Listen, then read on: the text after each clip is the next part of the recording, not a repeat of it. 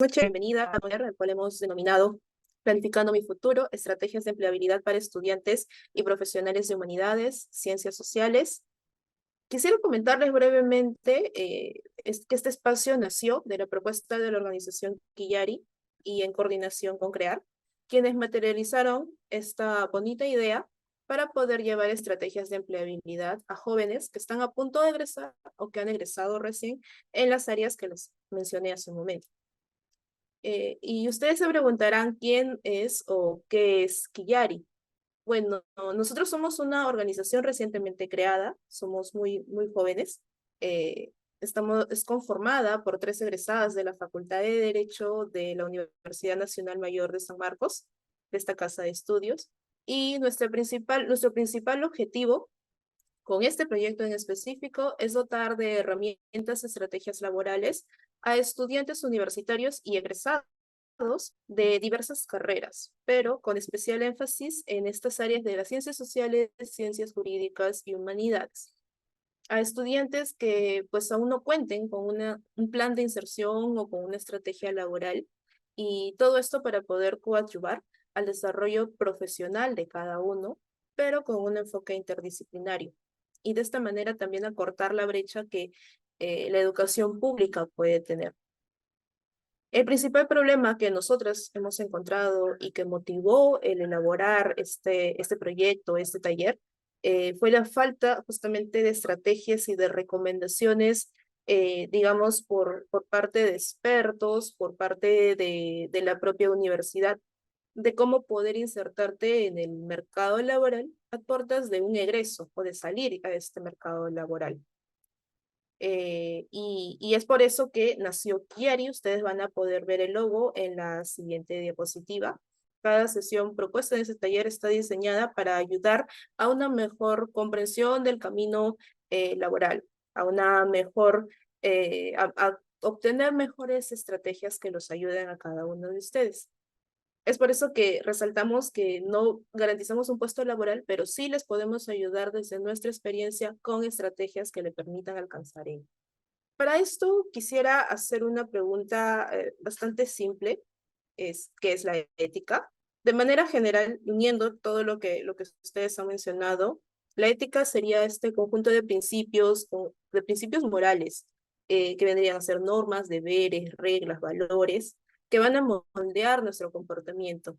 En la siguiente diapositiva vamos a ver un cuadrito muy simple de lo que les acabo de mencionar, de los principios, de las normas, de los valores, que van a determinar nuestro comportamiento, en principio, en cualquier ámbito de nuestra vida social.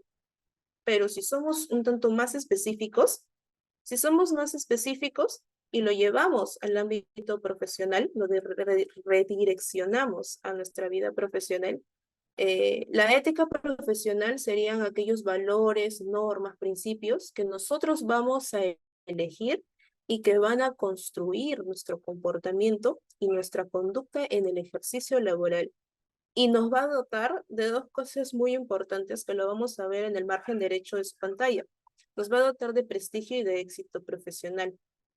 Y esto es relevante, es importante porque estos dos últimos conceptos que acabo de mencionar, son los que enmarcan la importancia de construir un perfil ético profesional, porque a la larga pueden determinar, eh, en algunos casos también, la permanencia de nuestros puestos laborales, ya que mientras nosotros vamos a trabajar en algún sitio, en algún ministerio, en alguna empresa, vamos a enfrentar situaciones relacionadas a la convivencia laboral, relacionadas a temas de confidencialidad, trabajo en equipo, etcétera.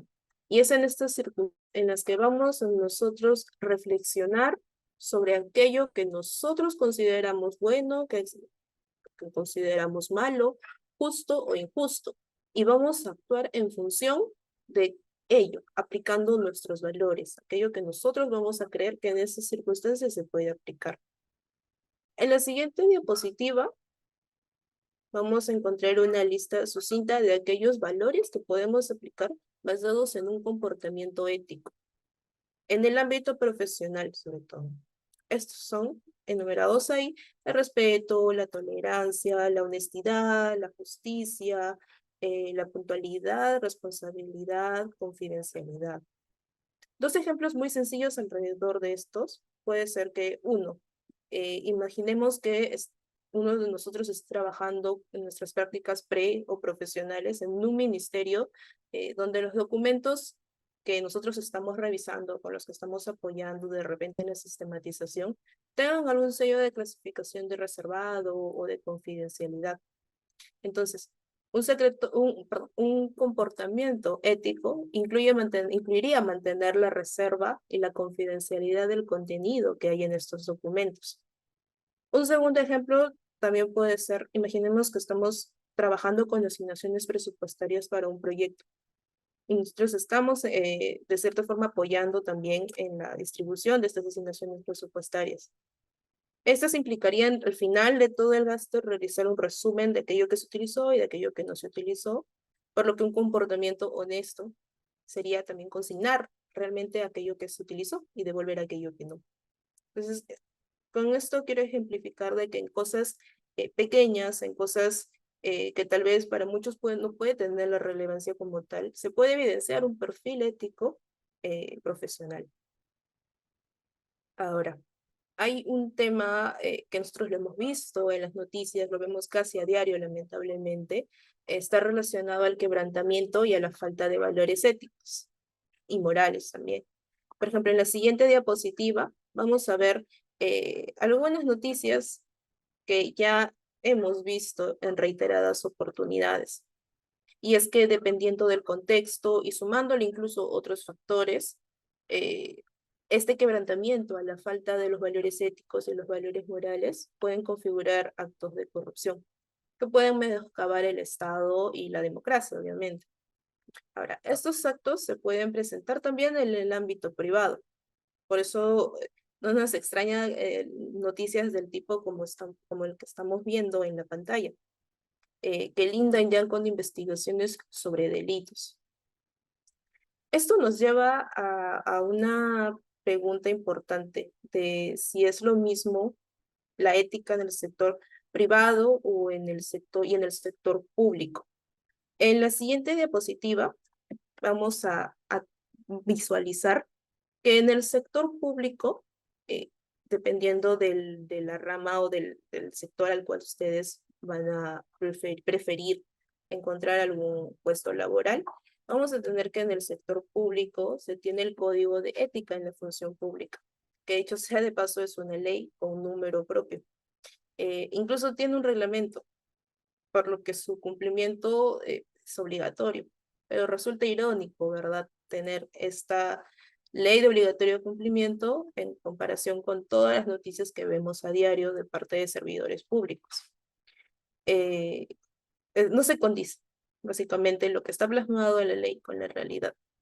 Pero al margen de ello, cada entidad también puede tener un código de ética o un código de conducta, lo que no va a invalidar la mencionada ley. Ahora, en ellas también se vislumbran valores, se vislumbran principios y deberes de un comportamiento ético, profesional, de básicamente un servidor público. Ahora, pero en el lado privado, en el ámbito privado, cada empresa, cada grupo empresarial también puede tener un código propio, un código de conducta o un código de ética que pueden aplicar a sus propios trabajadores y a sus directivos incluso. Entonces, este código de ético de conducta va a estar alineado a la misión y a la visión de la empresa y pueden resaltar unos valores más que otros. No obstante, los valores que vamos a encontrar tanto en lo público como en lo privado no distan mucho. Entonces, la única diferencia básicamente sería la especificidad de los ámbitos en los que vamos a desplegarlos, en lo público o en lo privado. Es por eso que, como conclusión de todo esto que les estoy comentando, el comportamiento ético va a depender, sobre todo en el ámbito profesional, va a depender de cada uno, de aquellos valores y principios que nosotros mismos vamos a aplicar antes, durante y mientras estemos laborando en algún puesto de trabajo. y también van a determinar de cierta forma el éxito y el prestigio laboral que nosotros vamos a querer tener y demostrar. Pues bien, habiendo concluido esta primera parte, voy a dar pase para tratar el segundo punto del día de hoy a Pamela. Ella nos va a comentar un poco acerca de estas diferencias entre el sector público y el sector privado que yo les estaba mencionando y ustedes van a poder tener una mejor comprensión, digamos, de a dónde quieren orientarse o qué es lo que pueden encontrar en cada sector, ¿no? ¿Qué prefieres tú o dónde te gustaría trabajar en el sector público o privado? ¿Cuáles son las cualidades de cada uno de estos dos? Antes de abordar esto, es necesario ver cuál es ahorita la realidad de Perú en cuanto a la empleabilidad, digamos, ¿no? Ustedes saben que en el tiempo de pandemia ha disminuido muchos empleos y todos han regresado a casa en mayoría. Entonces, esto ha generado digamos, un retroceso en la empleabilidad que ya se estaba logrando antes de pandemia. Entonces, de acuerdo a las noticias que han salido, hasta la fecha aún no nos recuperamos o no hemos vuelto a tener la misma estabilidad laboral que al menos, bueno, no se tenía una estabilidad laboral como tal en el 2019, pero al menos estaba un poco más avanzado a lo que actualmente estamos.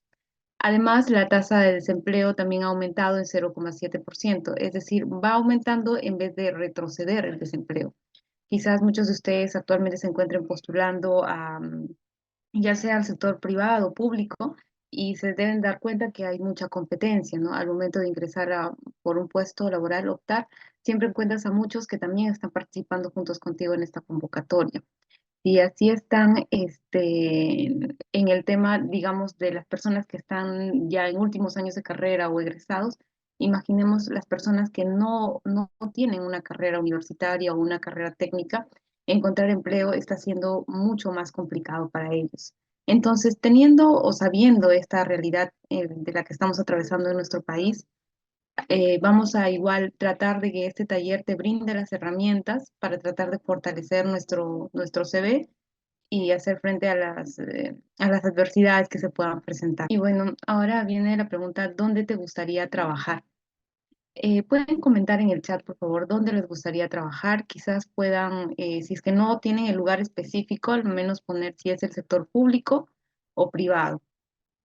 El Ministerio de Cultura, que es el sector público o privado, cualquiera nos dice Valeria, el sector privado Tatiana, Eliana, ambos, el sector público, ambos también.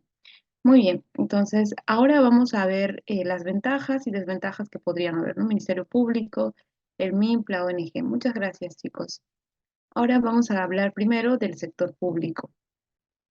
¿Qué es lo que nos anima a trabajar en el sector público?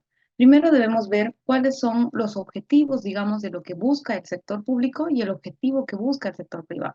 El objetivo del sector público es otorgar servicios que buscan el bienestar común o el bienestar público, el bienestar de la sociedad, teniendo como base los principios que justo nuestra compañera anterior, Marielle, nos ha explicado, teniendo todos estos principios éticos para brindar un buen servicio a la ciudadanía en general. Eso es lo que busca o lo que representa el sector público. Entonces, todos los que ingresen a trabajar dentro de este sector debemos tener muy en cuenta este objetivo para ayudar o coadyuvar a cumplir el objetivo que se tiene, ¿no? Que realmente se logre el bienestar público, que los servicios básicos de educación, de salud o de lo que vaya a ser brindado, que sean de calidad y que sean buenos, ¿no? Entonces, para lograr el objetivo que está buscando este sector. Entonces, ya teniendo en cuenta el objetivo que busca el sector, también hay un tema personal, ¿no? El desarrollo personal que uno quiere lograr trabajando en este sector.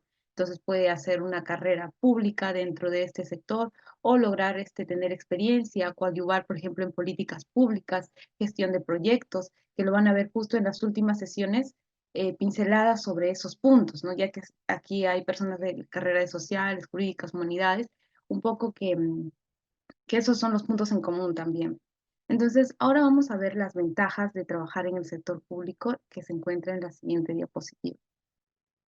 Nos dice que las ventajas es el principio de legalidad y juridicidad. Refiere a que todo lo que tú vas a hacer está establecido ya en un TDR, entonces estrictamente cumples lo que te dice el TDR, ¿no? Suponiendo que haces algo más, va a ser por alguna ayuda que tú quieras hacer, pero no te pueden llamar la atención por algo adicional de lo que no está establecido dentro de tu TDR. Luego el otro es que representa el servicio público, es decir, como decíamos, como va el objetivo del sector público, es el bienestar público en general o buscar este fin saludable en nuestra sociedad, entonces tu servicio tiene que representar esto para poder cumplir con los objetivos que tiene el Estado. Lo otro que se está dando es una estabilidad laboral. Antiguamente en el sector privado se hallaba mayor estabilidad laboral que en el sector privado, pero esto, por toda la situación que hemos visto, actual es cambiante, ¿no? Por eso es que esto de estabilidad laboral en otros países puede variar, puede ser que el sector privado sea mucho más estable. Lo que sucede aquí es que hay mucha competencia y esto hace que en el sector privado también disminuyan, digamos, los sueldos porque hay muchas personas que quieren entrar y entonces también genera inestabilidad laboral porque pueden sacarte, digamos, si es que alguien pide algún aumento, entonces esas cosas, ¿no? Entonces, de este lado sería la ventaja en el sector público, digamos, si es que es también para una vez que vas ganando experiencia, poco a poco ya vas ganando mayor estabilidad laboral, pero no es del todo garantizado como lo vamos a ver más adelante. Y bueno, lo otro es que también hay más días libres al año, ¿no? Cuando se declara feriado, ustedes mismos habrán visto, siempre le otorgan más días al Estado. ¿Y cuáles son las desventajas? La lamentable desventaja y que hace un peso enorme también es la corrupción de funcionarios, porque dentro de esta corrupción también está en el tema de, por ejemplo, se abre para un cargo público y a veces, muchas veces es comentado, pero no se sabe a cabalidad, ¿no?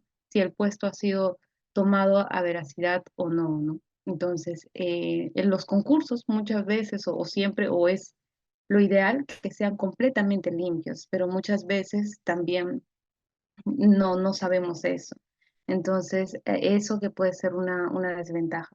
Lo otro es que los procesos que se dan, por ejemplo, tenemos muy en cuenta que hoy en día nos encontramos ante una contaminación, el cambio climático y por lo tanto es un deber de nuestra sociedad, por ejemplo, ahorrar papel, no gastar tanto papel para colaborar a este fin. Y lamentablemente se sigue dando, entonces los procesos siguen siendo como se daban antes, todo en escrito, todo impreso, y entonces los procesos antiguos, digamos, siguen continuando, ¿no? Entonces el sector público no tiende mucho a utilizar las últimas tecnologías que está viendo, es muy renuente a esos cambios, ¿no? Si no siguen con los procedimientos antiguos y no se renuevan. Eso sería una desventaja. Ahora vamos a hablar del sector, no, todavía nos falta del sector público ver los siguientes dos puntos. ¿Qué pueden priorizar en la contratación en el sector público? Que está en la parte de abajo. Lo que puntualizan sí o sí cuando vas a participar en un concurso para el sector público, te van a poner específicamente qué cursos tú debes de tener para este puesto laboral. Entonces, sí o sí tienes que contar con esos cursos porque incluso otros son eliminatorias. Entonces, si no cuentas con ese curso, ya estás eliminado. O si te dice que necesariamente tienes que ser bachiller, necesariamente bachiller, sino también ya estás eliminado, ¿no? Entonces, hay que cumplir a cabalidad las cosas puntuales que te piden ahí y el tiempo de experiencia previo en el estado. En el estado te piden una experiencia previa en el estado en mayoría de veces, entonces como que estás como el huevo y la gallina, ¿cuál empieza primero si te piden experiencia, ¿no? Entonces ahí hay que buscar cuáles no te piden experiencia previa en el estado para con esos contratos te puedan hacer experiencia justamente para que ya empieces a postular a los cargos que sí te piden con experiencia, ¿no? El otro punto es las redes de soporte. ¿Qué quiere decir esto? Que, por ejemplo, puedes encontrar en el camino amigos, amigas, compañeros, eh, que ya están trabajando donde a ti te gustaría trabajar. Entonces tú puedes preguntarles a ellos cómo hicieron para entrar, qué cosas más le pidieron o qué es lo que están haciendo ahora, porque a lo mejor tú tienes una expectativa grande de entrar a ese lugar, luego entras y resulta que no es como tú pensabas. Entonces es mejor ir preguntando de manera previa. La red de soporte no quiere decir que te va a jalar de inmediato o que para eso le estás preguntando, no, sino lo que la red de soporte busca es solucionarte las dudas que tú estés teniendo y también darte facilidades en qué cosas debes estar estudiando, ¿no? Mira, ¿por qué no haces este curso? Creo que eso te puede ayudar si es que buscas este empleo. Entonces, si es que ustedes están en el último año de carrera o están primeros años de haber salido ya de la universidad y están encontrando trabajo y les gustaría entrar al sector público, ¿qué es lo que deben priorizar si les pide experiencia, ¿no? Porque los cursos lo pueden ir llevando, si es que ya tienen, cumplen con el tema de octavo ciclo, porque eso es lo que pide octavo ciclo bachiller, también ya lo tienen. Entonces, ¿qué es lo que probablemente les pueda detener? Es la propia experiencia, ¿no? De dentro del Estado. Entonces, hoy en día, las prácticas preprofesionales y profesionales que se hayan hecho dentro del Estado ya cuentan como experiencia. Entonces, lo ideal sería buscar prácticas preprofesionales o profesionales en el Estado, propiamente que también es por concurso, pero en esos concursos no te piden tener una experiencia previa. Entonces, eso sería como la base para iniciar y luego ya esa misma sería tu previa experiencia a lo que tú quieras avanzar. La siguiente diapositiva. Y ahora nos vamos al sector privado. Bueno, aquí se encuentran pues todas las empresas, pero también se encuentran las ONGs. En el régimen privado he visto que varios de ustedes han puesto la ONG, que me parece muy bonito. La ONG también tiene un fin social bastante bonito, que es buscar el bienestar del público, el bienestar social de nuestra comunidad, ¿no? Mientras que las empresas buscan conseguir utilidades, ganancias propias, ya sea para una persona individual, la que ha creado la empresa, o para el grupo que ha creado la empresa, ¿no? Entonces también tienen objetivos. Y la ONG, claro que también tiene objetivos. Por ejemplo, si es una ONG que ve temas de mujeres, entonces puede ver sobre el tema de derechos de las mujeres o proyectos sociales, culturales, periodísticos sobre el tema de mujeres. Entonces, llevar cursos de género sería primordial, ¿no? Eso es por el lado de digamos, del sector privado en cuanto a ONGs y en cuanto al sector privado, en cuanto a empresas, pueden ser consultorías, mineras que estén buscando hacer alguna consultoría sobre temas medioambientales también. Entonces, ¿cuál va a ser esa finalidad que esté buscando esa empresa? ¿Cuál es su fin? Si son ONGs, mayormente trabajan con cooperantes internacionales, entonces ellos van a también coincidir con esos fines, con las cooperativas internacionales que estén trabajando con ellos.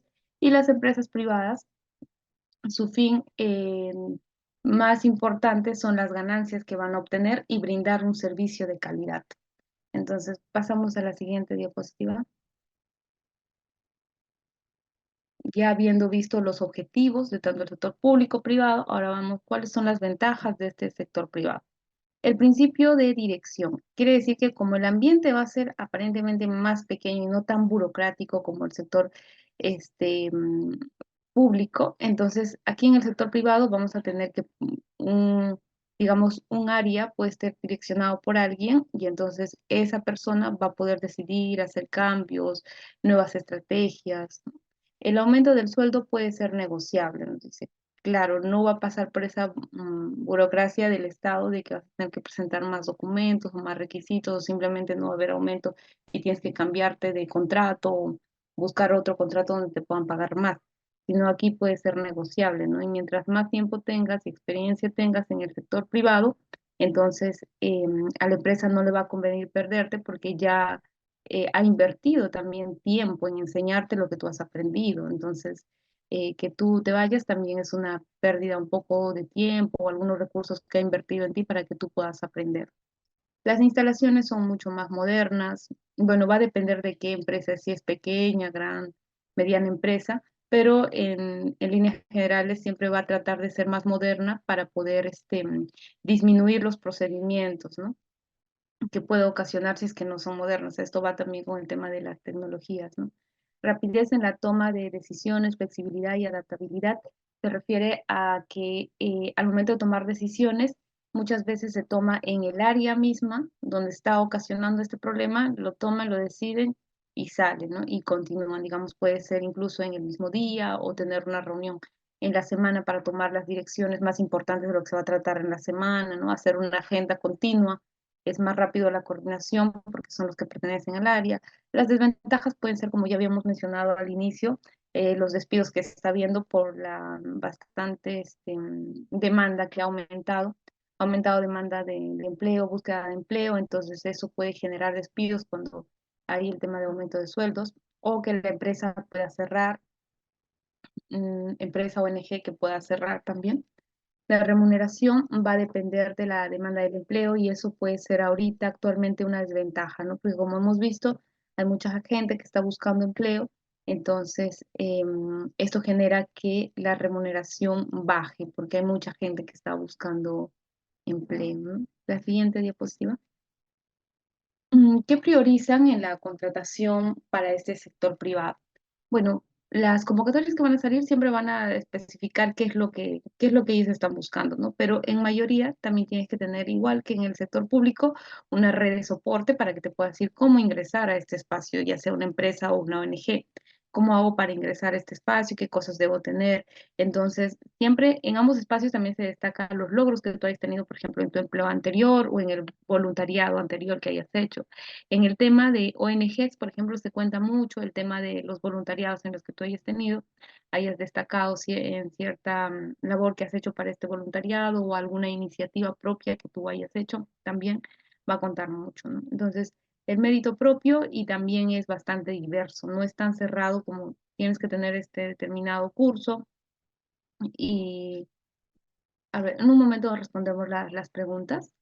Vamos a tener un tiempo para responder, pero sí pueden estar dejando ahí sus preguntas y luego vamos a ir respondiendo las preguntas. Entonces, como les comentaba, ¿no? Para los temas de las ONGs, entonces hay que ir más o menos para los objetivos que tiene esa ONG y que coincida también con lo que estamos haciendo ahora en cuanto a voluntariado sea. Por ejemplo, decíamos el mismo ejemplo del tema de mujeres, entonces podemos estar haciendo algún voluntariado en algún tema de mujeres que puede ir sumando. Luego, ¿cuál es mi prioridad como estudiante de pregrado o egresado si es que quiero postular a esto, ¿no? Ya sea empresas o ONGs? ¿Cuál debe ser mi prioridad? Realizar o participar en iniciativas de acuerdo a los objetivos de la empresa o de la ONG. ¿Por qué? Porque no, esto, como les decía, no es igual que el Estado donde te dice debes tener tal y tal curso, ¿no? Y si has llevado tal curso, ya, ¿qué es lo que más destacas de este curso? Por lo general, en las empresas privadas tienen un filtro que es la entrevista, donde tú te puedes desarrollar. He llevado tal curso, he hecho tal curso. En cambio, en el sector público tienen como tres fases, ¿no? En mayoría, o incluso cuatro fases. Siendo la última fase es la entrevista, pero con tu CV te pueden descartar si no tienes un determinado curso. A diferencia del sector privado, que puedes pasar de frente a una entrevista previo a calificación de CV, pero aún siendo tu CV, no te van a decir un curso a rajatabla que tú tienes que tener, ¿no? Por ejemplo, si es mujeres, puede ser, no sé, violencia contra la mujer, que lo haya llevado, no sé, Rosa, Juana, que haya llevado género, y ya. Entonces, las dos para el sector privado, que son ONGs también, puede ser admitido porque, bueno, tiene que ver con género, pero si es que es para el sector público, tiene que ser específicamente el curso que te pidan. Si te pide violencia de género, tiene que ser violencia de género, no puede ser otro curso, ¿no? La siguiente diapositiva, por favor. Entonces, bueno, hasta aquí más o menos han visto y a cuál de los dos se animan. Ustedes saben que ambos tienen ventajas, desventajas, va a depender también de cómo ustedes se van desenvolviendo. Y luego vienen los beneficios económicos de trabajo. En ambos espacios va a haber beneficios económicos de trabajo que son como cuestiones adicionales a la remuneración básica que va a percibir el trabajador.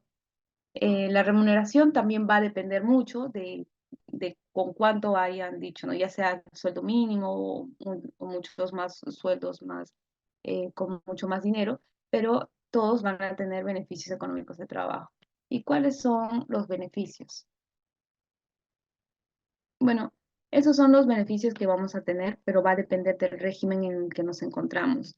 Brevemente, por ejemplo, la asignación familiar. ¿Qué quiere decir la asignación familiar? Cuando tú ya tienes un conviviente que, bueno, se ha declarado a nivel notarial que ya 2 años que convives con ella, ya es tu conviviente, o si no, que estés casada con ella y tengas hijos, ¿no? Una vez que se dé eso, el 10% del sueldo del sueldo mínimo te correspondería, ¿no? De acuerdo al año en el que se haya programado el sueldo mínimo. Por ejemplo, ahora es 1025, más adelante puede ser más. Entonces la asignación familiar va a ser el 10% del sueldo mínimo. Luego tenemos las gratificaciones las gratificaciones legales. Esta va a corresponder a la quincena de julio y la quincena de diciembre, que es como un sueldo entre la quincena de julio y entre la quincena de diciembre, es decir, en diciembre y en julio saldrías con un doble sueldo. Luego la CTS es la compensación por tiempo de servicio, es un beneficio para los trabajadores, consiste en los depósitos anuales en mayo y en noviembre, que entre esos dos depósitos se conformarían un sueldo, ¿no? ¿Y qué son las utilidades? Son cuando las empresas, mayormente que las empresas sean grandes, entonces sacan un porcentaje luego de las ganancias que ellos hayan tenido para dar a los trabajadores las utilidades. Y el seguro de vida puede ser público o privado, ¿no? Va a depender de la empresa. Si es el Estado, en e-salud. Pero si es una empresa o ONG, va a ver si te inscribe en el propio e-salud o también puede inscribirte en seguros RIMA, que esos seguros que son privados, ¿no? Pero lógicamente va a haber un descuento al propio sueldo que vas a percibir, que de ese descuento se va a ir para tu seguro de vida. La siguiente, por favor. Y bueno, aquí tenemos los regímenes laborales. Al final le aumenté el CAS, como ven en la última, el CAS que es lo más común en el sector público, el contrato CAS, pero hay que tener en cuenta que ese régimen ya el Tribunal Constitucional lo ha considerado como un régimen especial y no, digamos, los regímenes ordinarios que sí tenemos arriba. Por ejemplo, en los regímenes ordinarios que son el 728, el 276, ustedes van a ver ahí microempresa, pequeña empresa, tiempo parcial, las ventajas, los beneficios laborales al costado, ¿no? Cuáles sí cuadran, cuáles no, quiénes tienen, quiénes no. Por ejemplo, el CAS no tiene asignación familiar, no tiene gratificaciones legales, no tiene CTS, no tiene utilidad, no tiene seguro de vida. Casi es como si fuera un tercero que recibe recibos por honorarios. Claro, también hay trabajadores por terceros dentro del Estado que reciben sus sueldos con recibos por honorarios. Entonces, ellos tampoco no tienen ninguna asignación familiar, gratificación, ninguno de los puntos que hemos visto, ¿no? Entonces, el CAS casi se asemeja, pero tiene algunas diferencias, como puede ser, por ejemplo, sus vacaciones de 30 días, que sí lo tiene, si es que le renuevan constantemente, porque por lo general los contratos CAS se dan por 3 meses y luego a renovación, a renovación, a renovación de 3 meses, ¿no? Por eso es que es un régimen especial y no está considerado un régimen laboral ordinario como las demás, ¿no? Ahora, cuando entran al Estado, mayormente en la que cumple todo, es el 728, que casi ya es un nombramiento cuando estás en el Estado y esa es la que te da mayor estabilidad laboral, ¿no? Y las demás varían. Por ejemplo, en construcción civil casi también cumple todo, pero no tiene asignación familiar. Entonces va a depender en qué régimen entres y cuando entras para una empresa, también puedes consultar esa empresa es microempresa, pequeña empresa, como que está constituida, porque tú puedes ingresar a la empresa y ver que, no sé, en infraestructura sea muy buena y puedes pensar que porque es muy buena en infraestructura, la empresa está considerada gran empresa o mediana empresa y no siempre es así, ¿no? Entonces hay que ver bajo qué régimen está inscrito y de acuerdo a eso ver qué beneficios te correspondería aparte de tu sueldo propiamente. Em, Eso, chicos. Entonces, muchas gracias por la atención prestada. Yo voy a dar pase a mi compañera para que pueda continuar y al finalizar vamos a absorber sus preguntas. Su pregunta era referente a los requisitos en los cursos que exigen algunas entidades del Estado, si tienen de repente alguna cantidad de horas, alguna institución o a nombre de quién sale el certificado, si necesariamente es de una universidad. Eh, sí hay requisitos, la verdad. No necesariamente son o estrictamente de universidades, pueden ser instituciones reconocidas. Por ejemplo, muchas veces el Ministerio del Ambiente o el Ministerio de Energía y Minas o algún organismo puede dictar alguna charla, algún curso de 40, de 50, 60 horas que pueden incluirlo también en su CV y son tomados en cuenta. Eh, la cantidad de horas varía muchísimo de institución a institución y también dependiendo del puesto al cual cada uno se postule. Puede ser que para tener unas prácticas preprofesionales o profesionales, pueden ser, les exigen 12 horas en un curso de derechos humanos, por ejemplo, y pueden ser acumulables en certificados incluso o no. Eso va a variar como les mencionaba, de institución a institución y también dependiendo de lo que diga con exactitud en las bases del concurso al cual ustedes se postulan. Ahora, pero lo que sí es seguro es que cuanto más alto el puesto al que ustedes vayan, la exigencia de los cursos y sobre todo en la cantidad de horas es más.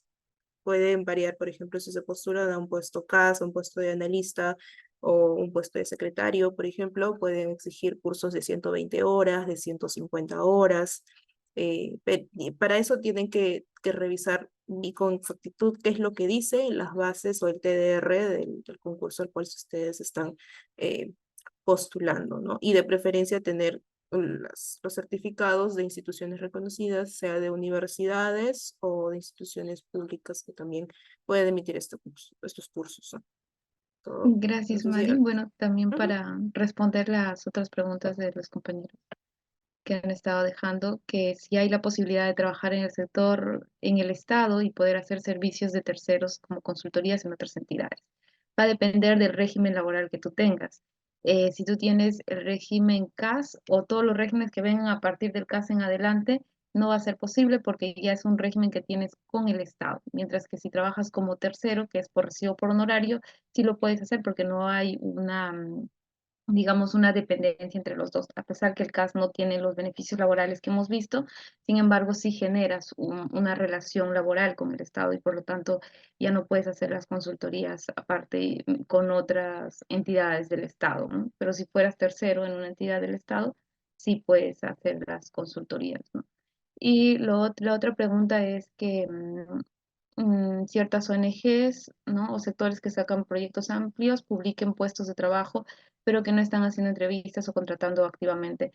Muchas veces se saca con mucha anticipación el tema de las convocatorias y luego tiene que, digo, digamos, tener la total seguridad de que ya cuentan con el presupuesto. Entonces, muchas veces el tema de las convocatorias se adelanta porque ya saben que va a llegar ese presupuesto, pero en el momento que están haciendo todo el tema de la contratación, deciden mejor esperar ya tener dentro de las arcas el presupuesto, entonces a veces demora. O les aceptan que sí va a haber el presupuesto y luego surge inconvenientes y el presupuesto no llega. Entonces eso hace que retrase la convocatoria, pero sí muchas veces también tienen digamos, una base de datos como una base de CVs para que ellos puedan contactar y llamar a las personas.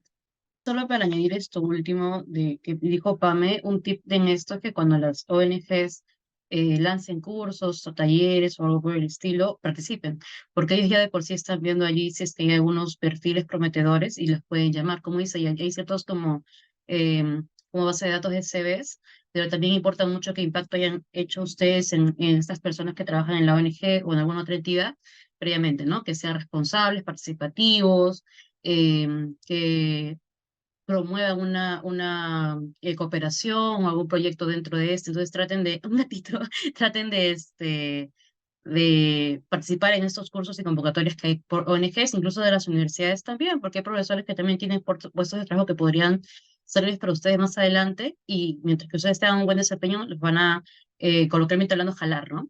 Entonces sí sería bueno que puedan ir participando en esto, darle un poquito de esfuerzo en eso. Y ahorita vamos a hablar justo de ese tema ahora en la parte disciplinaria e interdisciplinaria, porque hay unos ejemplos y consejos que creemos que pueden usar, ¿no? Entonces vamos a empezar. Ya. Vamos a empezar. ¿Para dónde está mi lápiz? Ya, acá está. Primero, yo voy a tratar de que esta parte sea un poco más dinámica en el sentido de que voy a pedir algunos ejemplos de parte de Pamela y de Mariela, porque Pamela y Mariela he trabajado en varios sectores, tanto público como privado, con grupos interdisciplinarios, y justamente esta parte es sobre este tema. Y les voy a pedir información a ellos porque yo he trabajado así con grupos interdisciplinarios, pero no con todas las carreras también que ellas han participado, ¿no? Para poder integrarlo más. Y ustedes pueden hacer cualquier consulta, pregunta, si quieren, también pueden colocar algún ejemplo. En cualquier momento, por favor, no se sientan amilanados, no sean tímidos. Y vamos a empezar. A ver, un momento, yo comparto las slides y comenzamos. Esta parte se llama diagnosticar ámbitos laborales de desempeño laboral disciplinario e interdisciplinario. En esta parte lo que vamos a hacer es ver cómo ustedes pueden potenciarse en sus carreras y también cómo esto puede ayudar a potenciar un trabajo, un campo laboral en el que haya más carreras, ¿ya? Para que ustedes puedan destacar también. Entonces, antes de iniciar, les pasé un link, así que por favor pueden contestar la primera pregunta en cuanto a cuál es su carrera, porque es importantísimo, porque en las últimas dos sesiones vamos a tener son sesiones prácticas y ustedes van a poder interactuar con diferentes carreras para que puedan tener un poco o un acercamiento a lo que es en realidad la vida laboral. No es que yo porque me haya dedicado a una sola rama voy a ver siempre gente de esa rama, no vas a tener que trabajar con muchas personas. Entonces, por favor, coloquen primero la carrera y ahorita la estamos viendo en la slide de acá. A ver. Ya, comunicación social, derecho, historia, redes sociales, periodismo. ¿Alguna otras carreras aparte de estas? Hasta ahora hay 7 respuestas, entonces debe haber unas 2 personas que tengan derecho. En la parte del chat está arqueología, qué interesante, yo quería estudiar arqueología, me acuerdo. Antropología, ok. Comunicación social, ya, 12 respuestas. A ver, faltan algunas personas más que todavía están en el chat. Ok, a ver. Ya, derecho se ha hecho más grande porque hay más gente ahí en derecho. Comunicación social, historia, redes sociales, arqueología. En redes sociales, ya, carrera. La persona que puso redes sociales, ¿en qué carrera está? ¿Podría contestar por el chat, por favor? ¿Qué ha estudiado? Periodismo, redes sociales, comunicación social, historia, sociología, antropología y arqueología. Arqueología, arqueología. Ok, hay 2 arqueologías, ya. Y ahora vamos a la segunda pregunta, que también pueden entrar por la misma app y coloquen, ¿no? ¿Qué conocimientos y habilidades crees que necesitas para poder trabajar? ¿Qué creen que necesitan para que puedan conseguir un trabajo, estar allí, estar tranquilos, con alguna estabilidad laboral?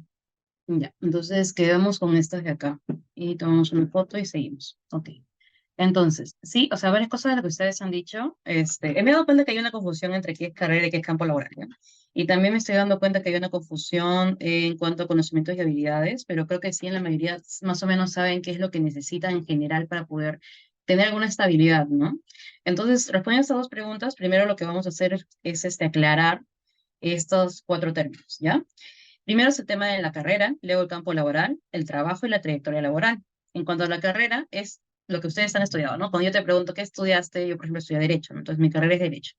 Son todos esos estudios, ¿no? Es un periodo de años que tú has estudiado y que tienes cierta experiencia para que puedas desarrollar habilidades y conocimientos en un área específica, ¿no? Y en esta área, por ejemplo, pues obviamente ya comencé yo soy de Derecho, pero también pues está la sociología, antropología, como está también en el slide, hay gente que ha estudiado periodismo, arqueología, entonces estamos viendo que hay varios tipos de carreras, ¿ya?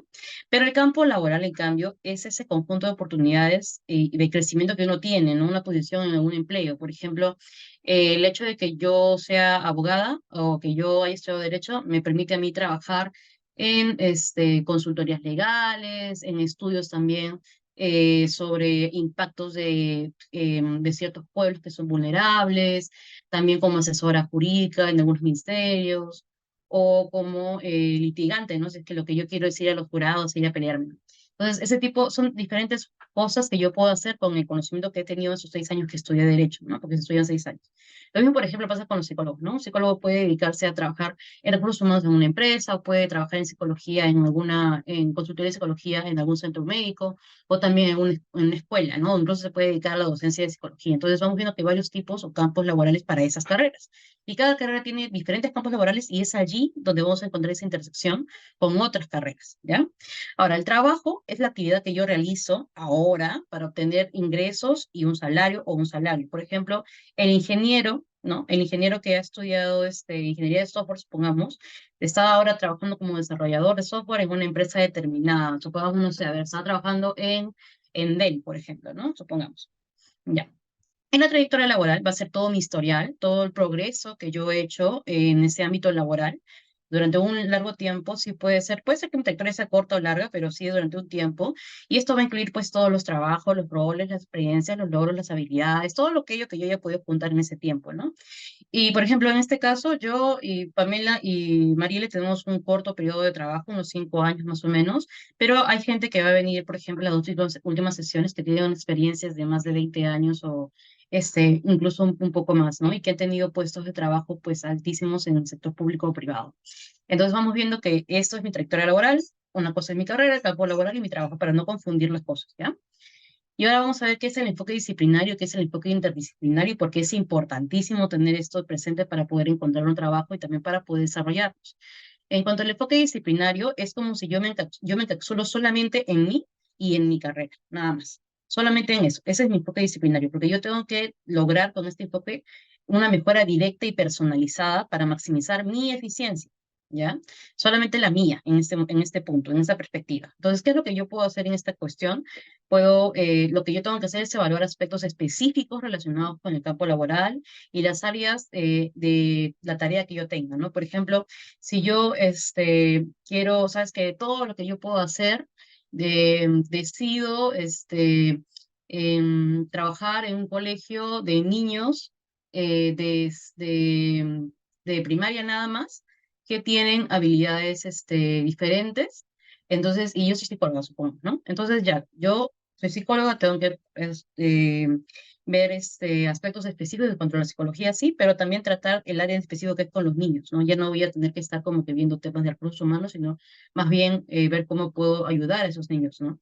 Ayudar en ese proceso educativo y específicamente en la cuestión educativa, ¿no? Ahora, en el segundo punto vemos lo que es identificar las fortalezas y debilidades individuales, que son justamente las cosas internas, ¿no? Porque si no estaríamos hablando de oportunidades y amenazas. En cuanto a mis fortalezas y debilidades individuales, pueden ser cosas personales, por ejemplo, que yo tenga, como decían ahí, no tengo, supongamos que yo sí tengo soy muy puntual, ¿no? Pero sé que me falta un poco más desarrollar, porque no es que uno no tenga, sino que falta desarrollar mi resiliencia, ¿no? Supongo que en un punto nos sacan del trabajo, que para cualquiera puede ser, porque la verdad es que todo cambia. Tengo que tratar de superar esta cuestión y seguir, ¿no? O, por ejemplo, otras cosas que sean más relacionadas con mi carrera, por ejemplo, el tema de argumentar, el tema de, supongamos a los comunicadores, que algún comunicador o algún periodista quiera ser reportero, ¿no? Y no solamente dedicarse a escribir, sino estar ahí en el reportaje, pues tener que perder el miedo a hablar en público, desenvolverse, tener oratoria, y aquel que se quiera dedicar a escribir, pues obviamente tiene que saber redactar, ¿no? Entonces, vamos viendo esas identificaciones de fortalezas y debilidades. Tus fortalezas son las que ya estás potenciando mejor, y las debilidades son aquellas que no es que no tengas, sino que están allí, pero falta desarrollar. Entonces, no lo vean nunca como algo negativo, por favor. En el cuarto punto, perdón, en el tercer punto es necesario considerar aspectos como la formación, la experiencia, las habilidades técnicas y la ética profesional, que justamente ya ha sido un tema que ha hablado pues Marielle, ¿no? En esta parte es necesario en ver, por ejemplo, en lo del tema de la formación, justo lo que estábamos hablando en la respuesta que dio Pamela, que es que el tema de la formación continua, el participar en cursos, en concursos, es importantísimo, porque eso hace que tú, por ejemplo, en los cursos tengas conocimientos adicionales y específicos en alguna materia, que no solamente la universidad te ha dado, que es en general.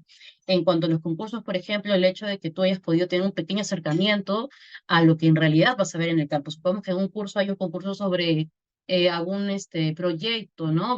Vas a ganar cierto dinero o vas a ganar una publicación de tu proyecto en campo de trabajo, ¿no? O sea, supongamos, no sé, he tenido que estudiar sobre alguna comunidad que ha perdido todos sus hábitats, todos sus casas por un huaico. Entonces voy a ir y voy a ver cómo ellos se organizaron, no se organizaron para poder tener alguna ayuda del Estado, si lo pidieron, no lo pidieron, el Estado lo dio, no lo dio. Entonces, ese tipo de cosas y que tú te metas a esos concursos es importantísimo para que tú veas, ok, esta persona tiene esas habilidades, no solamente lo llevó teóricamente a la universidad, sino que también lo ha puesto en práctica, ¿no? En ese momento con las habilidades que conocía, a esa edad y en ese periodo de su carrera. Habilidades técnicas, definitivamente, por ejemplo, el tema de conocer Excel, Word, PowerPoint y otras herramientas de Microsoft y otras herramientas también tecnológicas es importantísimo ahora en el campo laboral. A mí me lo han pedido en todos los hasta ahora en donde he estado, tanto en los privados como públicos, incluso en uno internacional también me pidieron varios de esos, entonces tienes que estar como actualizándote porque también cada cierto tiempo pues hay unas mejoras, hay un cambio, obviamente es igual que el anterior, muy parecido, perdón, pero tienes que estar actualizando con esos temas, ¿no? Para poder intervenir y ayudar. Entonces vamos viendo que ese enfoque disciplinario se centra en mí. Y el enfoque interdisciplinario lo que hace es, yo me veo para afuera y veo lo que es alrededor, ¿no? ¿Cómo me veo para afuera? Veo qué es lo que yo puedo dar o mejorar o puedo integrar a ese campo laboral en donde yo estoy o he pretendido ingresar y ver cómo estas otras carreras también pueden dar de ellos mismos para poder todos juntos hacer un trabajo, ¿no? Y para poder potenciar el rendimiento global, que esa es la finalidad de esta parte, ¿no? Ahora, en esto lo que se puede hacer son tres cosas, ¿no? Examinar cómo en tu campo, cómo tu campo se relaciona, cómo tu campo, perdón, se relacionan, interactúan otras disciplinas y ramas y cómo pueden optimizarse mutuamente. Por ejemplo, actualmente yo estoy trabajando con temas de refugiados y si bien yo soy abogada, hay muchas veces que tenemos que hacer temas de contención emocional porque en ese momento nos cuentan peripecias o cosas que han pasado cuando han llegado, ¿no? Han visto guerras, violencia y todo esto. Y en ese momento interviene un psicólogo, por ejemplo, ¿no? Y trabajas a la mano con un psicólogo, con un doctor que te va a mandar, o doctora que te va a mandar un informe psicológico para ver qué es lo que está pasando en este caso. Primero, para que pueda dar ayuda, contención a la persona que ya tú le diste, pero no es una ayuda profesional del psicólogo. Entonces, para que pueda llevar terapia. Y lo otro también para que te pueda indicar qué es lo que está pasando y ver si esto puede ayudar en la argumentación de su caso para que pueda ser refugiado, ¿no? O, por ejemplo, otro contexto sería cuando, supongamos, ¿no? En un ministerio, supongamos que es el Ministerio de Inclusión y Desarrollo Social, el ministro tiene que viajar, hay un proyecto para que el ministro viaje a una conferencia de tecnología, ¿no? Entonces, lo que se requiere es que esta oficina haga un informe técnico legal en el cual argumente por qué debería ir, cuáles serían los costos y qué ventajas traería para el ministerio y el Perú que esa persona vaya y y gaste ese dinero, ¿no? O sea, porque es una inversión para este ministerio que esa persona sí o sí tenga que ir. Entonces, por ejemplo, en este caso podría intervenir un comunicador, podría intervenir un politólogo, podría intervenir un abogado, incluso podría intervenir gente de otras oficinas también para que puedan implementar más ideas a que se pueda realizar esto porque hay un fin mayor. Supongamos que esta cuestión de que era tecnología, o sea, lo digo a propósito del tema de que sea el ministro de Interior, de Desarrollo y Inclusión Social, porque uno pensaría que eso no tiene que ver con tecnología, pero supongamos que hay algún dinero disponible en ese organismo internacional para que ellos puedan dar ese dinero a algún proyecto que pueda aportar en, supongamos, en el trabajo o la inclusión en el trabajo de las personas adultas mayores en campos tecnológicos, ¿no? Entonces tiene que ver, ¿por qué? Porque la población que protege o que es vista por el MIDIS es también, o sea, incluye también las personas mayores de edad, ¿no? Entonces podríamos acoplar ese tema con ese contexto, ¿no? Entonces vamos viendo que necesitamos diferentes ramas para poder llegar a un propio fin y potenciar ese rendimiento global, en este caso de un sector público, ¿no? Del ministerio. Ahora, otro punto que podemos hacer es promover la colaboración y la integración en diferentes disciplinas dentro de tu campo laboral, con trabajos mixtos o promoción de comunicación mutua.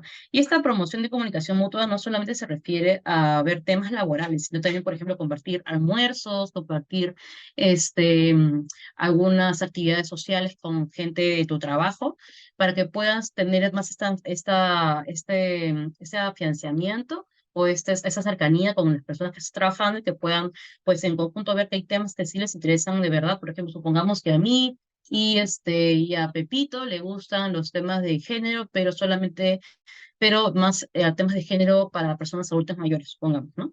Entonces vamos a ver esos, y como los dos tenemos hijos, y sabes qué, mira, yo tengo un plan en mi oficina sobre hacer esto, ¿qué te parece esto? ¿No? Y esa persona también, ah, sí, entonces van impulsando cosas que tal vez no salga propiamente de la parte técnica del ministerio, pero como vas viendo, puedes ir ingresando con la posición que tú tienes y poder de alguna manera ingresar el tema a discusión y que quién sabe en el futuro se pueda dar algún proyecto con ese tema. ¿Ya? Y por ejemplo, en este caso también le pediría la ayuda a Marielle, porque Marielle sí muchas veces me ha comentado de sus conversaciones y de sus reuniones con gente en la Defensoría, porque Marielle trabajó justamente en un área que era de conflictos y era muy recurrente esas charlas que tenía con ella, porque ella me comentaba todo lo que pasaba en las marchas el año pasado acá en Perú y cómo es que hablaba con su compañera. Entonces, no sé si Mari podrías dar un ejemplo, por favor, de esta parte, de cómo fue tu experiencia en la Defensoría. Sí, de ella, claro que sí. Bueno, en mi caso yo estuve haciendo prácticas profesionales en Derecho, en la cuantía de conflictos sociales, prevención, conflictos sociales y la gobernabilidad. Y en el área no solo trabajaban abogados, sino también trabajaban politólogos, sociólogos, antropólogos, y estas conversaciones de los debates respecto de un caso a tratar. eh, Cada profesión tenía un enfoque distinto y todo se complementaba. Entonces, es más, por ejemplo, yo era la practicante profesional y la practicante preprofesional estaba estudiando ciencias políticas. Entonces, el trabajo se complementaba. Yo hacía temas legales por una parte, a veces hacía revisión de normas y todo lo demás, y ella veía más hechos ligados a temas políticos y al final compartíamos ideas y salía de repente algún resumen, algún pedido de información que nos solicitaban y entre las dos complementábamos esto, ¿no? Entonces, el enfoque interdisciplinario lo van a ver siempre, creo yo. También depende mucho del trabajo en el que ustedes se encuentren. Ujú. La visión en el mismo campo en el que yo estaba, en el área que yo estaba trabajando, la visión de un politólogo complementaba la visión del abogado respecto de un conflicto, de un caso de conflictividad social, y entre ambos llegaban a una solución o a establecer estrategias de cómo abordar el caso. Lo mismo con el sociólogo, lo mismo con el antropólogo. Cada uno establecía ciertos parámetros o ciertas cosas que podían coadyuvar a establecer estas estrategias de cómo abordar en este caso en específico y darle de repente una solución o darle trámite para poder hacer un seguimiento de eso, ¿no? El enfoque interdisciplinario es muy importante porque ayuda no solo a tener una sola perspectiva, sino te ayuda a ver distintas perspectivas y a encontrar de repente una forma de solucionar un problema mucho más rápido o más eficiente, ¿no? Eso Sí. diría. Ya. Entonces, con este ejemplo vamos ya a lo que es el tercer punto, que es el crear un ambiente laboral para colaborar eficazmente. Y con esto vemos todo lo que ustedes habían dicho, ¿no? Algunas cosas como la comunicación asertiva, habilidades blandas y sociales y el liderazgo sobre todo. Porque cuando hay un ambiente con tanta gente, a veces es inevitable ver temas de egos entre ellos, ¿no? Cuando más sobre todo cuando es un tema político o un tema técnico en el que sí o sí tienes que trabajar con todos, porque hay veces en las cuales tú solamente trabajas con tus casos o con tus cosas y no necesariamente, trabajas sí interdisciplinariamente, pero para un caso en específico, ¿no? Pero hay otros ambientes en los cuales sí o sí siempre necesitas una aprobación, un aporte de otras ramas, ¿no? Entonces, en este caso, siempre yo considero que es necesario sí tener liderazgo, pero un liderazgo que no sea egocentrista, un liderazgo que sea liderazgo, ¿no? Que no seas un jefe, sino un líder, que puedas promover, que la verdad es que la mayoría puedas también ser líderes, ¿no? No sé, por ejemplo, rotar este rol en diferentes momentos del mes, o tú te encargas de tal cosa en tal mes y yo me encargo de otras cosas, o de yo ciertas carpetas y tú otras carpetas, promover esta comunicación asertiva, ser amable, y las habilidades blandas y sociales son importantísimas, tanto con tus compañeros de trabajo como con el usuario o público con el que tú estás destinado con el que estás destinado a trabajar, ¿no? Por ejemplo, si yo soy destinado a trabajar este, con mujeres que son sobrevivientes de violencia intrafamiliar. Entonces, obviamente, mis habilidades para poder yo abordar temas, preguntarles sobre algunos temas para poder tener la información, no va a ser, pues, como el que yo hablo con mis amigos, ¿no? Sino el darle confianza, sí, que tiene un lugar donde puede hablarme sobre sus cosas, ¿no?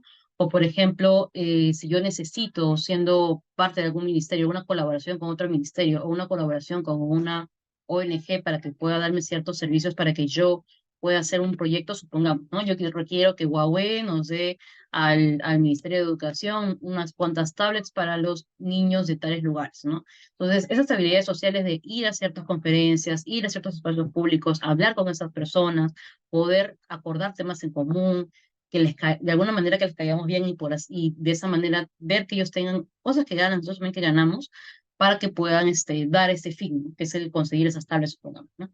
Entonces, vamos viendo que es necesario todo esto en ese enfoque interdisciplinario. Más bien, discúlpame no sabía que la cámara estaba apagada. Voy a seguir con la cámara prendida y ahora voy a pasar a lo que son ya 8 técnicas de cada uno de los enfoques para que puedan ustedes tener este diagnóstico holístico de cómo que ustedes están actualmente para el campo laboral y también cómo pueden desarrollarse, ¿no? Porque debe haber algunas cosas que no sabían y ustedes pueden comenzar a implementarlas ya en sus vidas profesionales para que puedan ser un mejor partido en estos concursos públicos o privados. Ya, ahora vamos a empezar con el análisis disciplinario. Como mencioné anteriormente, la evaluación de este aspecto es sobre tú mismo, ¿no? Sobre ti, mirar para adentro, ¿no? Relacionado con tu carrera y tu campo de trabajo. Entonces, ¿qué es lo que yo puedo hacer en este caso? Son 8 tips para el análisis disciplinario. Lo primero es hacer una matriz de competencia. ¿En qué consiste una matriz de competencia? ¿No? Es enumerar las competencias claves requeridas tanto técnicas como blandas y de conocimiento. Pero, por ejemplo, ¿no? O sea, yo supongo que todavía no estoy clara en qué campo laboral quiero ejercer, supongamos. Entonces, lo que yo puedo hacer es ver, ¿sabes qué? Hago un sondeo. ¿Qué en general necesita un sociólogo para poder hacer su trabajo? En general. Ok. Entonces comienzo a pautarlos y voy viendo, yo tengo esto, voy evaluando, ¿no? Una matriz de competencias que yo necesito. Si yo, por ejemplo, otra vez en mi carrera, ¿no? ¿Qué es lo que necesita cualquier abogado? Necesita, pues, obviamente saber argumentar, interpretar y leer, ¿no? Entonces, como, y hay muchas cosas más. Entonces, pero supongo que son solo tres, voy colocando esas tres y digo, güey, ¿cómo voy en cada una de estas, ¿no? ¿Qué se me da mejor y qué no? Eso sucesivamente, ¿no? También con las habilidades técnicas, por ejemplo, lo de Microsoft, qué es lo que yo necesito para yo, abogada, de, documentos, ¿no? Pero, por ejemplo, cuando hemos tenido temas de investigación, cuando he estado en grupos de investigación, como trabajadora investigativa en el Ministerio Público, trabajaba con economistas, una politóloga, también de otras ramas, porque yo soy de Derecho Internacional de Derechos Humanos, no soy de Derecho Penal, con otras ramas, y también ay, no me acuerdo cómo se llama esta carrera, pero que también tiene que ver, ahí está, estadística, pues, ¿no? Con las estadísticas. Entonces, el yo entender cómo piensa claro, un economista y alguien que estudia estadística, era difícil para mí porque ellos se comunicaban con los gráficos y tenían todo un tema y tuvimos que tener una charla y una capacitación para poder entender el software que ellos utilizaban y poder transmitir eso a nuestro pensamiento jurídico, ¿no? Cómo es que veamos las cosas. Entonces, ese tipo de habilidades técnicas también sería bueno que vayan como viendo, ¿no? Si yo ya sé claro que quiero estudiar, estoy clara que quiero estudiar, quiero dedicarme a la investigación, qué herramientas técnicas necesito para esas investigaciones, por ejemplo, y definitivamente los conocimientos, ¿no? Si yo sé que quiero trabajar como sea en temas de pueblos indígenas, necesito saber, o sea, necesito saber cómo es que se interpreta, si hay algún lenguaje, por ejemplo, que ellos utilizan que es diferente al que yo pueda conocer. Somos que yo sé guajo, pero no sé otros. Entonces, tengo que ir, por ejemplo, conociendo, teniendo algún conocimiento de dónde puedo encontrar un traductor, cuánto costaría, ese tipo de cosas, ¿no? Para poder ir implementando mis habilidades. Ahora, en la evaluación de desempeño individual, esta evaluación es algo periódico que se puede hacer y necesita retroalimentación. Y para esta evaluación individual, sí o sí necesito que otras personas me evalúen o yo buscar alguna evaluación en Internet o otras herramientas que puedan ir evaluando un crecimiento o un desarrollo en este caso. Por ejemplo, ¿no? Estoy trabajando con algún grupo y cada mes veo que mis cifras están bien, ¿no? Pero lo que no sé es si mi calidad de los informes que estoy realizando son correctos. Entonces, lo que yo puedo hacer es decir, ¿sabes qué? Sé que me estás revisando cada cierto tiempo a mi jefe, supongamos, pero quiero que tú me digas en qué puedo mejorar, ¿no? ¿Qué crees que estoy como que careciendo o qué puedo desarrollar? Entonces, esa evaluación de desempeño individual es lo que yo estoy buscando para que yo haga una mejor labor, ¿ya? Entonces, buscar esa retroalimentación es buenísimo. Y eso, si están en la universidad todavía, también lo pueden hacer con los profesores. Por ejemplo, cuando se hacen trabajos en grupo o trabajos prácticos, ahí también pregunten, ¿no? Ok, me he puesto tal nota, pero quiero saber qué puedo mejorar, qué me recomienda, tengo que hacer tal cosa, un curso de tal, o sea, qué es lo que yo puedo hacer, ¿no? Es importantísimo también eso, la evaluación periódica y la retroalimentación. Tengo un cuadrito con esas cosas para que ustedes puedan ir como que viendo, sigue avanzando, voy bien y ya me siento satisfecho con esto. Y si hay alguna cosa o avance afuera, puedo ir avanzando también con eso, ¿no? El tercero es un FODA personal, ¿no? Analizar mis fortalezas y debilidades, que son las internas, en qué voy bien y qué tengo que seguir desarrollando, y también las oportunidades y amenazas externas que pueden afectar el desarrollo de mi profesión. Esta está muy ligada con un tema que vamos a ver más adelante, porque lo de fortalezas y debilidades que no hay problema, ¿no? Ustedes mismos pueden ver cómo es que van desarrollándose su carrera o no, si es que tienen ciertas debilidades y otras que no. Por ejemplo, de amenazas y oportunidades está ligada a todo lo que es externo, ¿no? Una vez, por ejemplo, un profesor que enseñaba Derecho Internacional Humanitario, que son derechos de los conflictos armados, nos hablaba de que siempre hay que ver la ola. Y yo no entendía en ese punto porque estaba todavía en cuarto año, ¿no? Y él me decía que uno tiene que ir viendo o oliendo o prediciendo qué es lo que puede pasar más adelante en el mundo y ver cómo eso puede ser una oportunidad para mí, ¿no? Porque, por ejemplo, si yo estoy empecinada en poder trabajar en un campo donde ya está demasiado agotado, pero a mí me gusta ese campo, lo que yo puedo hacer es ver, mira, ahorita, por ejemplo, hay un tema de que las inteligencias artificiales están desarrollando muy rápido, entonces quiero ver cómo eso afectaría al campo que a mí me gusta y que yo sé que está muy lleno, entonces voy a ver cómo puedo hacer que esto sea una oportunidad para mí para ingresar a ese campo laboral, ¿no? Y, por ejemplo, para poder ver eso, hay un doctor en la Universidad de San Martín de Porres que en el siglo pasado, cuando hubo todo esto de la carrera espacial, antes no existía un derecho del espacio y existe, ¿ah? O sea, existe un derecho espacial. Y este doctor peruano, porque no es común que pase esto, eh, se dedicó a ese tema y es un experto en ese tema en derecho espacial y es peruano. Entonces, ¿a qué me refiero con el tema de peruano? Que Perú no necesariamente estaba metido en este tema de la carrera espacial, pero esta persona se dedicó a esto y ahora es el experto y él está liderando esos espacios internacionales en esa universidad y sacando estudiantes de esa universidad. Entonces, él dio esa oportunidad y podría haberse visto como una amenaza, ¿no? Porque Perú no está como que tan inmerso en esto, pero él lo vio como una oportunidad y sacó jugo de esta oportunidad para poder dedicarse a lo que a él le gustaba, ¿no? Que es el derecho internacional, pero ahora en cuanto a espacial, ¿no? Igual ustedes tienen que ver, ¿no? Si por ejemplo, hace, justo vi, o bueno, me acordé de un tema que vi hace como unos meses, que es sobre el tema de los 10 tópicos de los que se van a estar hablando estos 2 o 10 años, ¿no? Y los 10 de estos cambian, pero están muy ligados a los temas ambientales, a los temas sociales, migratorios, tecnología y la geopolítica. Entonces, si ustedes se toman un tiempito de ver esta desde el Foro Económico Mundial, ellos hacen esa evaluación cada cierto tiempo y pueden ver por dónde va la ola y ustedes sacar esta oportunidad para sus carreras. Por ejemplo, sí o sí va a haber un tema con respecto a el tema de migraciones, ¿no? Supongamos, ¿no? El tema de migraciones por cambio climático y también un tema con la seguridad y la criminalidad virtual, ¿no? Y también con el costo de vida, y eso tiene que ver, por ejemplo, con sistemas de cuidado. Entonces, si yo digo ya, miren, todos esos temas, pero no me suena nada a mi carrera, ¿qué puedo hacer? Ah, bueno, voy buscando, viendo cómo es que esos impactan el campo laboral que a mí me gusta y en mi carrera, y ver cómo entre comillas, amenaza puede transformarse en una oportunidad para mí. ¿Ya? Porque cualquier amenaza pues, implementa, también debe verse como una oportunidad en algún otro aspecto, ¿no? No sea la misma amenaza sea mi oportunidad, o sea, porque esa amenaza me está sacando de un lugar que ya no va a ser posible, pero que yo puedo ver otros campos que también son interesantes. En cuanto al cuarto punto, que es el mapa de competencias sectoriales, es investigar y analizar competencias demandadas en tu sector. Por ejemplo, si, otra vez, ¿no? Ver el tema hacia adentro, ¿no? En mi carrera, ¿qué sí o sí tengo yo que saber? ¿Ya? En el quinto punto vamos a ver las entrevistas informativas. Esas entrevistas son importantísimas. Yo les sugiero que traten de hacerlo desde que están en pregrado. Es obtener información de alguien que tenga mucha más experiencia que tú en el campo laboral que a ti te interesa, o en el trabajo que te interesa, o en tu carrera. Ya hemos visto que hay diferencias entre el campo laboral, trabajo y carrera. Por ejemplo, si a ustedes les interesa temas de desarrollo social, sería importantísimo, o de género, sería importantísimo que puedan sacar el jugo a esas dos últimas sesiones que van a tener aquí, en donde van a haber expertos que tienen, como les digo, unos 20 o un poco menos o más de 20 años de experiencia, y pero en diferentes sectores y han tenido puestos importantes o están teniendo puestos importantes en el sector público o privado. Entonces, tener esas entrevistas informativas con ellos, en este caso unas consultas, pero también buscar esa de que, oye, ¿te parece si nos podemos ver tal día, tal fecha, quisiera preguntarle algunas cosas? Es importantísimo. No solo para que ustedes hagan su networking, porque hacer networking no les va a llegar de gratis, ustedes tienen que hacer un esfuerzo social para poder tenerlo, pero ese interés que ustedes muestran en esas entrevistas informativas, pidiendo esas entrevistas informativas, es importantísimo para hacer tu networking y también para que tú te veas qué es lo que tú tienes que hacer, ¿no?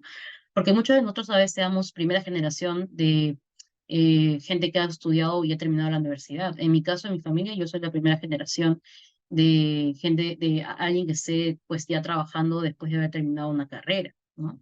Entonces, definitivamente mis padres no tienen los tips como para que me puedan ayudar y no tienen los contactos tampoco.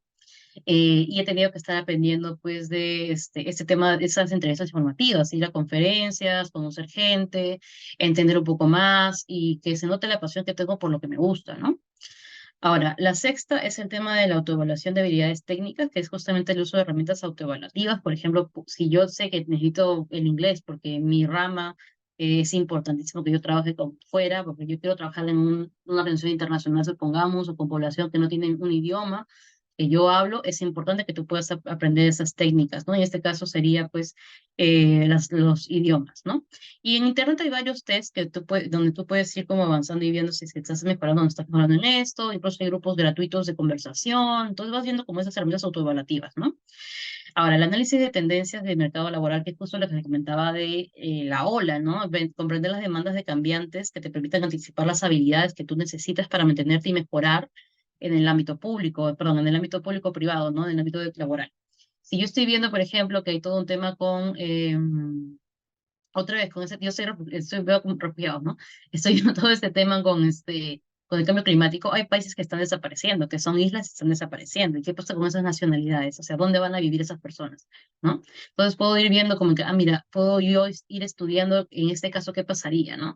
Si yo estoy viendo, por ejemplo, ahora que ya terminó el COVID, ¿no? Ver cómo, qué está pasando, qué pasó con respecto a los niños en el COVID, pero niños que son de poblaciones indígenas, ¿no? Si ellos pudieron o no recibir ciertos bonos de alimentación como parte del grupo familiar y cómo es que esto impactó o no en su educación. Entonces puedo ir como que viendo todo eso a partir de lo que pasó con el COVID y ver cómo esto puede yo formar un planteamiento o alguna, claro, un planteamiento de solución hacia ese tema, que ya estudio el pasado, pero puedo ver yo que pudiese anticiparse, ¿no? Que pudiese, perdón, darse más adelante. Y finalmente la capacitación constante, que es importantísima, que justo ya lo mencionó Pamela, yo también lo que le mencionó hace un rato, que es realizar cursos, certificaciones, participar en programas, fortalecer habilidades, mantener actualizados en tendencias y avances de tu carrera, ¿no? Por ejemplo, en este caso, que ustedes estén acá es importante porque ustedes ya van a conocer adicionalmente cosas que usualmente no estudias en la Universidad Nacional, ¿no? Yo y Marielle, bueno, Marielle, Pamela y yo habíamos estudiado en la Nacional, y San Marcos no te da un enfoque laboral, ¿no? En la carrera, por lo menos de Derecho, no pasa eso. O sea, no es que te estén ayudando a que entidades públicas y privadas vengan a tu universidad y vean si tú tienes algún perfil para que puedas postular. Eso no pasa en las universidades, algunas universidades privadas en donde incluso invitan ministros, invitan ciertos organismos del Estado para que puedan ver los perfiles que ellos están dando, ¿no? Que son sus alumnos. Entonces, ese tipo de cosas de capacitaciones constantes, de participación, de tener tu networking en esas participaciones, en los cursos y todo lo demás, y mostrando que tú tienes las habilidades, es importantísimo. Y siempre tienes que estar en constante capacitación. Algo que a mí me decían cuando comencé a estudiar Derecho, me decían que el abogado nunca deja de estudiar, porque siempre todo se cambia y renueva. Yo creo que eso es algo que pasa con todas las carreras, no solamente en Derecho. Y lo he visto en mis trabajos, ¿no? Como les he comentado, trabajo con muchas personas con diferentes carreras, e incluso ahora también se trabajan con varias carreras diferentes. Los enfoques que pueden dar ellos sobre un caso en específico, sobre alguna materia que tú estás haciendo, es valiosísima y es algo que tal vez en tu carrera no te enseñan, pero es importante que también tú puedas ir buscándola previamente en otros lugares, que tú mismo hayas ido a conferencias sobre, por ejemplo, cómo impacta el tema psicológico, cómo ver las leyes y su funcionamiento y si hay justicia, por ejemplo. Y sí hay, o sea, sí hay todos esos temas, pero son cosas que tú tienes que ir buscando y ir perfeccionando y como ir detallando mientras que vas avanzando en tu carrera. Y ahora vamos al tema del análisis interdisciplinario. ¿Qué es lo que yo necesito examinar o qué puedo hacer para poder yo mejorar en este campo que es la relación e interacción con otras disciplinas, ¿no? Que pueden ser otras disciplinas de tu carrera o pueden ser también, perdón, otras ramas de tu carrera o también pueden ser otras disciplinas de otras carreras. Ahora, lo primero es el mapeo de interconexiones, ¿no? Es identificar áreas de superposición, colaboración e independencia con otras carreras. Por ejemplo, cómo es que el tema deportivo, ¿no? Supongamos, no sé, cómo la gente que estudia educación física tiene que ver con el tema de alimentación, ¿no? O un tema sociológico en cuanto a los niños, ¿no? Entonces tengo que ir como explorando, mira, esto de acá puede verse de esta manera, ¿no? En mi caso, por ejemplo, con Pamela y con María en algún punto hicimos un trabajo sobre el cambio de software de salud, si mal no me equivoco, porque no aceptaba personas intersexuales. Entonces, solamente los estandarizaban como mujeres o como hombres, como sexo masculino o femenino, pero no entendían que existían personas intersexuales, ¿no? Entonces, en ese trabajo lo que hicimos fue toda una investigación a base de diferentes ramas del derecho. No vimos con otras ramas porque en ese momento no podíamos, porque era un trabajo netamente de derecho, y vimos temas, por ejemplo, de derecho penal, derecho de los derechos humanos, un poco de administrativo, constitucional, que yo sé que pareciera que todo derecho es igual, pero la verdad es que no, o sea, cada una rama es diferente. Igual, por ejemplo, en el Ministerio Público, cuando ya estuve trabajando allá, sí tuve que ver con una médica, con una doctora, que se especializaba en temas de justamente todo lo que tiene que ver con la pandemia, epidemiología, con una médica forense también, con un estadista, sobre unos temas relacionados con las muertes de personas de la comunidad LGTBI y cómo es que esto impactaba en la evaluación de las pruebas, ¿no? Cómo impactaban en el fiscal esos temas, ¿no? Si es que tenía también algún sesgo el fiscal o no. Y eso se vio desde diferentes ramas, no solamente de mi rama, porque si bien estamos en el Ministerio Público, hay muchas cosas más que pasan sobre la cabeza de un fiscal o de un servidor público, porque no solamente es su carrera, ustedes no solamente son su carrera, sino también más cosas, ¿no? Son toda esa conclusión de todas las vivencias que han experimentado. Bueno, ese mapeo de interacciones es importantísimo para que ustedes puedan ir viendo también qué campos pueden ustedes ir relacionando y qué campos les gusta y cómo pueden ustedes ir impactando también allí. Ahora, las redes profesionales, que es el networking, es participar en redes profesionales que incluyan a individuos de diferentes disciplinas y te proporcionen un valioso insight, ¿no? Este tema de las redes, otra vez, de networking, es el aprovechar este último punto, ¿no? La capacitación constante, ¿no? Ir, por ejemplo, supongamos que ahorita no nos conocemos nosotros, recién nos estamos conociéndonos hoy día, pero ustedes normalmente pueden pedir contacto del correo, pedir alguna información adicional, y así se hacen amistades y también se hace una red profesional de contención. Y así yo, por ejemplo, también formé mi red, ¿no? Con gente tanto del extranjero como acá, y pude hacer mis cosas actualmente y trabajar lo que me gusta, ¿no? Y ustedes también pueden hacer lo mismo, solamente tienen que perder esa timidez y ese miedo, porque al principio sí es un poco difícil, ¿no? Más cuando no, o sea, de verdad no tienes contacto y no sabes cómo se hacen.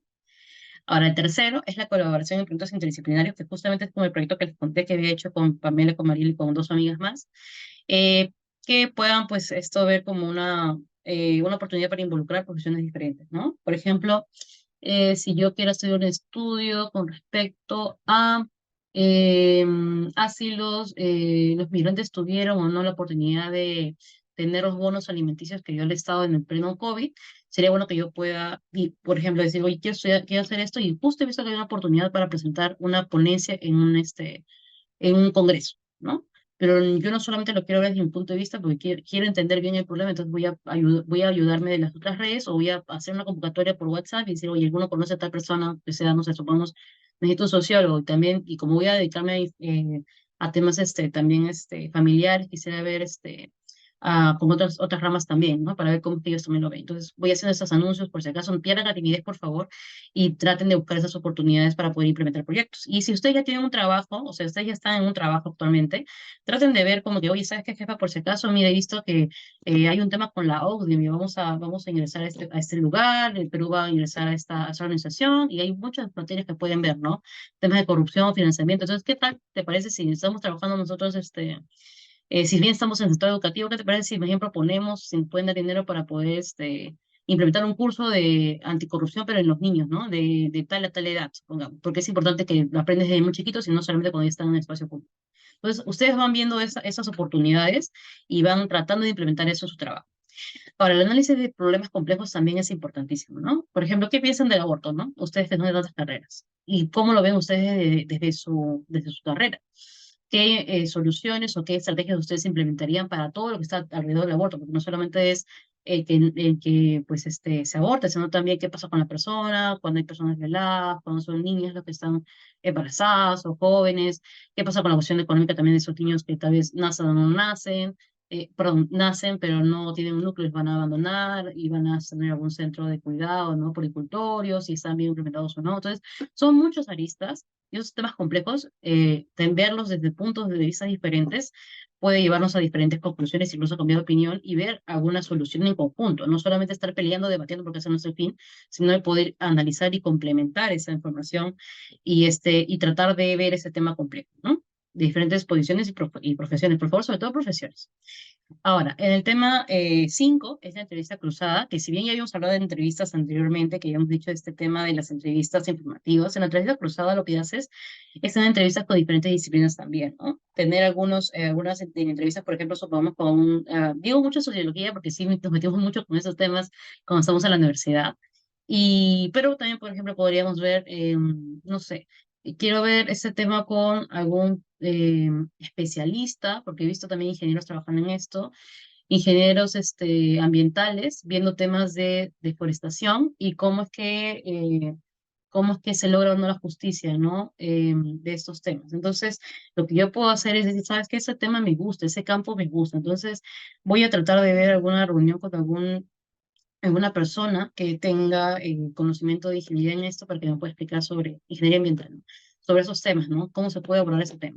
O ingeniería minera, ¿no? O alguien que ve administración en alguna minera, o alguien que ve administración en una ONG que se encarga de ambiental. Entonces yo voy viendo como que en estas entrevistas cruzadas qué es lo que yo puedo ir como extrayendo información, qué es lo que yo puedo ir como que planeando para que en el momento que me toque a mí ser parte de esa comunidad y ese campo laboral, yo pueda también dar esos aportes, ¿no? Con los diferentes puntos de vista que ya he visto. Seminarios de conferencias interdisciplinarias, como ya les comenté, traten de lanzar, ¿no? Si yo quiero, por ejemplo, ver un análisis complejo de algún tema complejo, y luego de eso hago una colaboración en proyecto interdisciplinario, y luego lo presento en un seminario de conferencia interdisciplinaria, estaría matando 3 puntos de un solo disparo, ¿no? Tendría varios puntos ya mapeados y realizados, supongamos en un solo año, en un periodo determinado de 3, 4 meses de una investigación, y está bien, incluso puedo con eso como implementar mejor mi capacidad, mi capacitación constante, ¿no? Mi CV. Grupos de discusión interdisciplinario. Eso es hermoso porque ustedes como estudiantes o si recién son egresados pueden implementar sus grupos disciplinarios, interdisciplinarios en sus carreras, ¿no? Por ejemplo, en la Facultad de Derecho sucede que hay talleres de estudio de diferentes ramas, pero las ramas que son de género, de filosofía, de penal, de internacional, de derechos humanos, sí tienen una interacción, tal vez no de varias carreras, pero sí de varios puntos de vista. Pero, por ejemplo, en la derecho internacional sí van varias carreras. Hay gente de historia, hay gente de economía, hay gente de comunicación, había un enfermero, un médico, porque tienes diferentes puntos de vista de qué es lo que está pasando en el ámbito internacional, por ejemplo, ¿no? Entonces, ese grupo de interdisciplinarios es importantísimo. En la filosofía, por ejemplo, había gente, también me acuerdo de sociología, de género, también había unos artistas, o sea, habían estudiado arte, educadores de arte, y también su visión sobre el arte y sobre el tema filosófico del derecho era interesantísimo. Yo sé que suena raro, pero sí hay una implementación genial. Y ahora, el análisis de las tendencias industriales, ya es ahora sí la evolución, ¿no? De otras disciplinas y cómo esto puede impactar en mi carrera. Supongamos que actualmente ahora, no sé, hay un cambio en la medicina, supongamos, ¿no? Entonces, vemos que ahora, supongamos que, no sé, de acá a 100 años nos vamos a la Luna y ahora un médico puede operar desde acá de la Tierra a alguien que está en la Luna, supongamos, ¿no? Pero ¿qué implicancias tiene esto, no? ¿Qué implicancias tiene con respecto, supongamos, a la salud mental de una persona que ha tenido una intervención muy compleja, ¿no? En la cual ha tenido que perder algún miembro, supongamos. Entonces, tendríamos que ver como, claro, desde mi punto de vista de psicólogo, podría atender de manera virtual como fue en el COVID, pero eso mismo, o sea, se podría dar o no. Yo como alguien que está administrando, supongamos, el tema de el derecho de esta persona a tener un estado de salud completo, ¿no? O sea, que sí sea, ¿cómo decirlo? Como las reparaciones, ¿no? Que sean tiene un nombre esto, integral, claro. Entonces tendría que ver yo si es que esta distancia, esto que ha pasado con el avance tecnológico, tiene algún impacto sobre esta persona en este campo, ¿no? En mi campo, pero a partir de eso, ¿no? Y ver cómo ese cambio está surgiendo para mí también. También surge para mí. O sea, cómo esto también puede ser un desafío, pero también una oportunidad, ¿no? Que está muy ligado también con lo que anteriormente ya hemos hablado, ¿no? Sobre la tecnología y todo lo demás.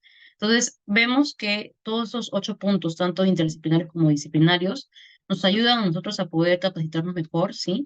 Pero también a fortalecernos tanto individualmente en todos los aspectos, tanto personal como profesionalmente, y luego de eso, cómo impactar nosotros al ámbito interdisciplinario, a nuestro ámbito de trabajo o campo de trabajo. Si hay alguna pregunta, por favor, me la van redactando, porque esta ya es la última slide, ya no hay más, más explicación sobre el campo disciplinario e interdisciplinario, pero sí les sugiero, por favor, que pongan en práctica todo eso. Son consejos que nos hubiese gustado tener antes, cuando éramos más jóvenes y pudiésemos haber experimentado, creo que he hecho mucho más, ¿no? Si hubiésemos sabido esto desde un inicio. Y sí, eso sería todo. Si tienen alguna pregunta, estamos atentas. Por si acaso, acá está el correo de Kiyari. Si tienen alguna duda, quieren alguna asesoría o quieren algún tema en específico, nos pueden escribir. Nosotros vamos a estar atentas para poder ayudarlos en ese proceso. Muchas gracias.